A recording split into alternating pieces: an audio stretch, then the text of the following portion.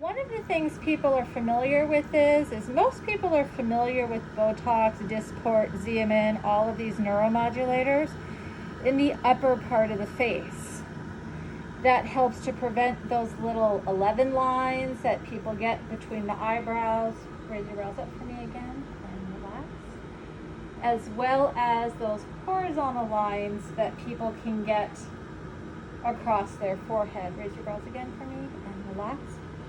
When you're doing all of these neuromodulator injections, it's really important that you actually pay attention to how each individual activates their muscles so that you can choose the correct placement and location of a product.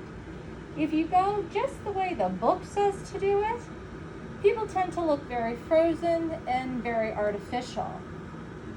The other thing that's important when you're doing these treatments is to use just tiny little bits. When you use tiny little bits, instead of freezing the expression, you soften the expression. People look beautiful, they look rested, but they don't look like they've been Botoxed.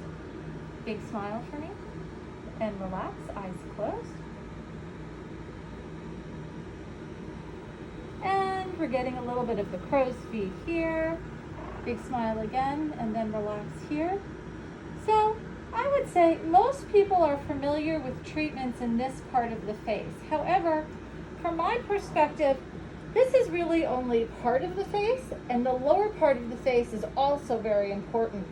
And that's because if you just treat this upper part of the face, over time, two things happen. One is if you freeze this area, you start to get atrophy of the muscle, which contributes to other aging later on. And the second thing is we see these people with these really shiny foreheads and really crinkly lower faces. That's because this has been overtreated and the lower face hasn't been treated at all. Treating the lower part of the face is obviously a little more challenging in these days, but still very important. So we use extra precautions for that. We have our chair side respiratory particle evacuators for when I remove her mask. It helps to suck in her respiratory particles so they don't get into the room. And we do a little bit of what I call a mask on, mask off. So we're just going to slide this down for a minute.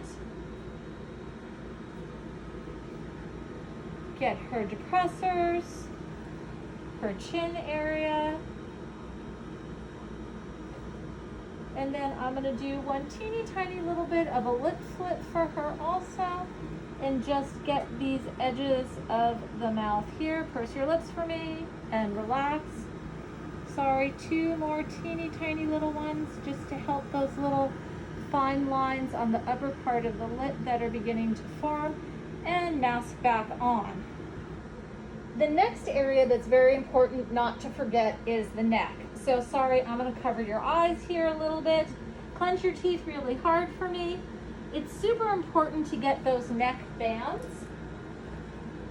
Those neck bands over time will begin to stretch out the skin that's there. A lot of people notice that their bands are gone after they have a facelift. But in order to keep your facelift results as long as you can, you also want to treat those bands as soon as they start to come back. And you can try to prevent yourself from needing a facelift if when you start to get those bands, you treat them and keep them flat. So this is my philosophy on neuromodulators, Botox, Dysport, Xeomin, Jeuveau, Nutox, and all the new ones that will be coming. Light treatments, the whole face and neck, so you actually get a much more complete and better response. And yes, you can even treat the lower part of your face safely during these crazy times.